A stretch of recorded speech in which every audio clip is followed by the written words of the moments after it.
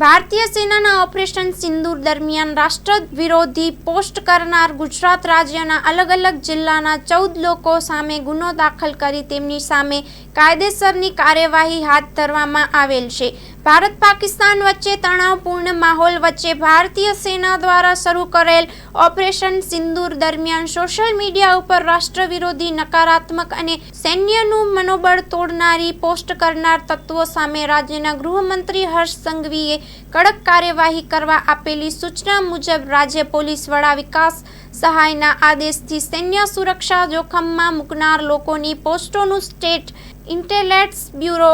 IB અને cyber cell unit દ્વારા નિરીક્ષણ કરી ગુજરાત રાજ્યના કુલ 14 લોકો સામે એફઆઈઆર કરી તેમની સામે કડક કાર્યવાહી કરવામાં આવેલ, જેમાં ખેડા જિલ્લાના 2, ભુજના 2, આણંદના 2 તેમજ જામનગર, જૂનાગઢ, વલસાડ, બનાસકાંઠા, અમદાવાદ શહેર, સુરત સિટી, વડોદરા અને પાટણ જિલ્લામાં એક મળી 14 લોકો સામે એફઆઈઆર નોંધી તેમની સામે કાયદેસરની કાર્યવાહી કરવામાં આવેલ છે। અત્રેના બનાસકાંઠા જિલ્લાના ડીસાના ધુડિયાકોટ વિસ્તારના ઇન્દિરાનગરમાં રહેતા તેજાભાઈ કપૂરજી માળીએ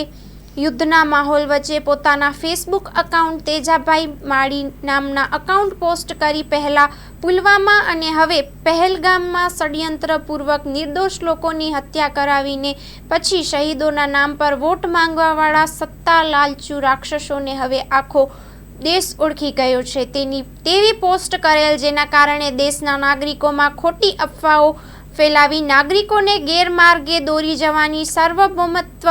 એકતા, અખંડિતતા અને સુરક્ષા જોખમમાં મુકાય તેવું કૃત્ય કરતા સદરે ઇસમ વિરુદ્ધ ડીસા શહેર ઉત્તર પોલીસ સ્ટેશનને બીએનએસની કલમ 152, 197D,